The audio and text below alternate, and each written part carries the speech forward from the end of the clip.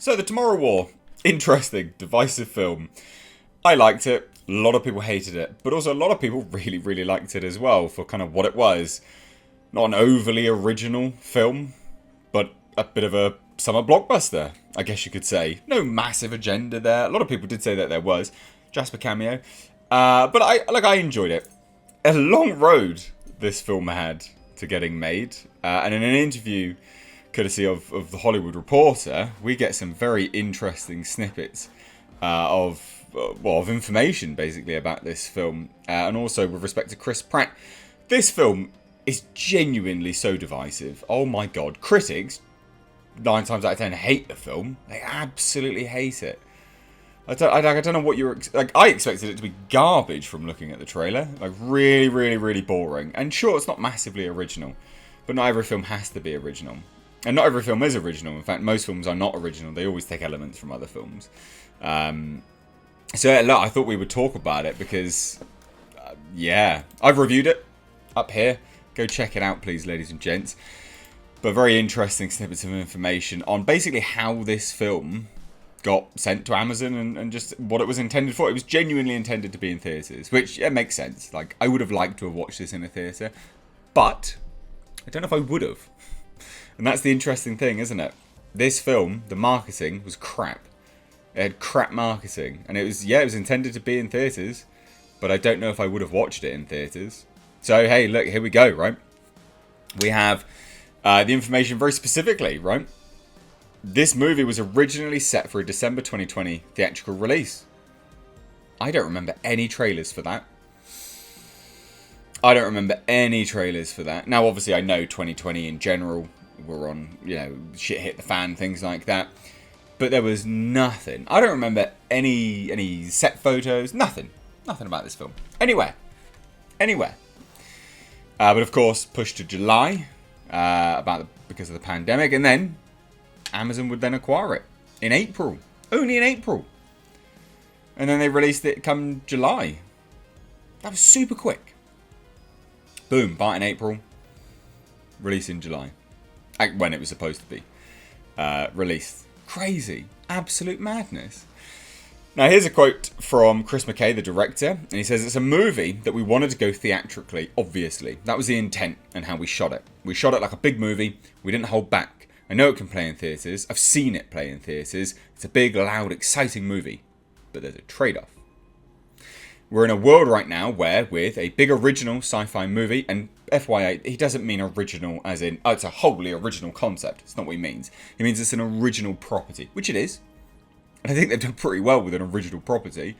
Because it is, I'm fairly certain it's breaking records over on Amazon. People are absolutely loving it. And Chris Pratt, likeable lead. He's a wholly likeable guy, so it's kind of difficult to be like, rally against it. Although people are rallying against it because of his conservative Christian views, but it is what it is. It's a shame when that comes into it, but hey, it is what it is.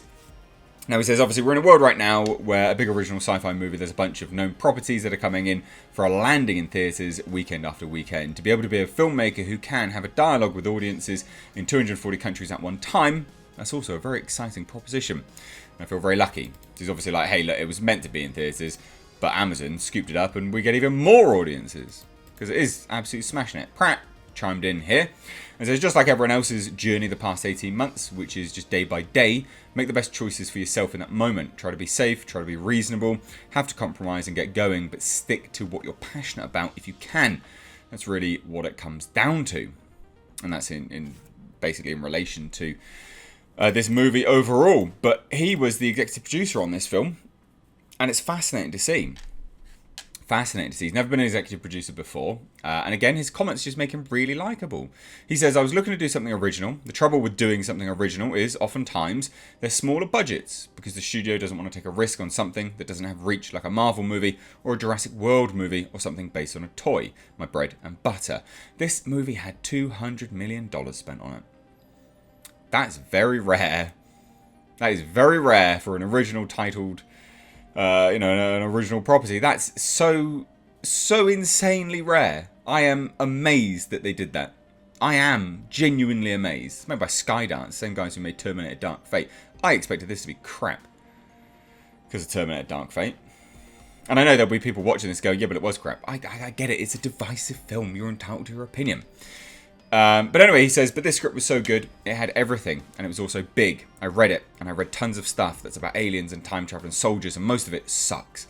And then I read this and was like, oh my god, this is freaking great. Let's set it up.